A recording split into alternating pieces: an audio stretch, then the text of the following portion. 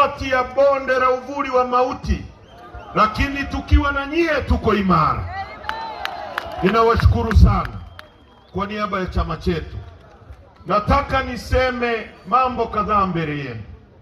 Jambo la kwanza, tuko kwenye operation kubwa ya chama, operation ya no reforms no election. Chama chetu katika wakati mbalimbali kimeibua ajenda kubwa katika nchi hii. Ajenda ya kwanza iliyoungwa mkono sana na wananchi ni ajenda ya wizi wa mali za umma, ajenda ya ufisadi iliyoasisiwa na Dr. Slaa na Tundu Lissu pale Mwembe Yanga. Ajenda ya pili ilikuwa ni ajenda ya utetezi wa rasilimali za nchi yetu, wizi wa madini na usafirishaji wa mali ikiwemo wanyama hai na kuacha Watanzania wakiwa maskini, iliungwa mkono sana na nyie Watanzania.